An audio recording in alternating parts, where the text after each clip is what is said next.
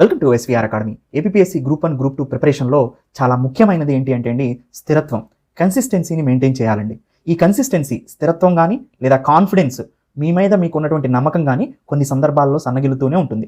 అయినప్పటికీ కూడా జెన్యూన్గా క్వాలిఫై అయిన వాళ్ళు చాలామంది ఉంటూనే ఉన్నారు కాబట్టి దాన్ని మనం పరిగణలోకి తీసుకోవాలి. వాళ్ళ ప్రిపరేషన్ ఎలా సాగారో మా ఎక్స్పీరియన్స్లో మాకు తెలుసు కాబట్టి నేను దాన్ని కాన్ఫిడెన్స్గా చెప్పగలుగుతున్నాను.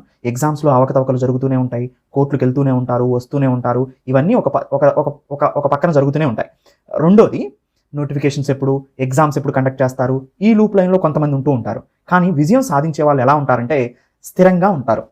వాళ్ళ ప్రిపరేషను మిగతావి ఏది పోయినా కానీ, మిగతావి ఎలా జరుగుతున్నా కానీ, ముఖ్యంగా వాళ్ళు కృషి చేస్తున్నారా, వాళ్ళ వర్క్ చేస్తున్నారా లేదా, సిలబస్ని ఆన్ టైంలో కంప్లీట్ చేస్తున్నారా లేదా, స్టడీ మెటీరియల్ చదువుతున్నారా లేదా, టెస్ట్ సిరీస్ని కంప్లీట్ చేస్తున్నారా లేదా, ఇవి వరకు కంప్లీట్గా చెక్ చేస్తూ ఉంటారు. అంటే చాప కింద నీరులాగా వెళ్తూ ఉండాలండి. చాప మీద అనేక విషయాలు జరుగుతూ ఉన్నప్పటికీ కూడా మీరు చాప కింద నీరు ఎలా అయితే ప్రవహిస్తూ ఉంటుందో అలా మీ ప్రిపరేషన్ ఎప్పుడూ కొనసాగిస్తూనే ఉండాలన్నమాట.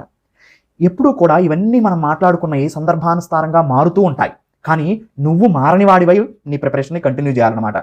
నేను మాట్లాడేది ఎప్పటి నుంచో స్థిరంగా ప్రిపేర్ అవుతున్న వాళ్ళకి చాలా క్లియర్గా అర్థమవుతుంది.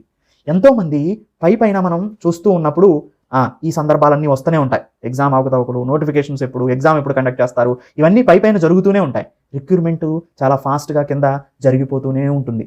వీళ్ళు ఇలానే ఉంటూ ఉంటారు సంవత్సరాల తరబడి. కొత్తగా వచ్చిన వాళ్ళు కూడా ఇవన్నీ పట్టించుకోకుండా ఇవి మన చేతుల్లో లేవు. మన చేతుల్లో ఉన్నదేంటి, ఎట్లాగూ దీని వైపుకి వచ్చాం, గ్రూప్ 1 గ్రూప్ 2 ప్రిపరేషన్లో ఉన్నాం. వచ్చినప్పుడు మనం ఏం చేయాలి, దీన్ని సిలబస్ కంప్లీట్ చేయడం ఎలా.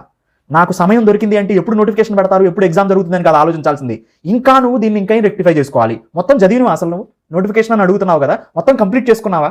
అసలు సిలబస్ ఏంటో తెలుసా? సిలబస్ని కంప్లీట్ చేసుకున్నావా? స్మార్ట్ వర్క్ చేసావా? కరెంట్ అఫైర్స్ పూర్తిగా ఫుల్ ఫ్లెడ్జ్డ్గా ఉన్నావా? రివిజన్ 2 సార్లు చేసావా? చాప్టర్ వైజ్ ఎంసీక్యూస్ చేసావా? గ్రాండ్ టెస్టులు చేసావా? ఇవన్నీ అయిపోయి పూర్తిగా నువ్వు సిలబస్ని అవపోసన పట్టినప్పుడు కదా అడగాల్సింది.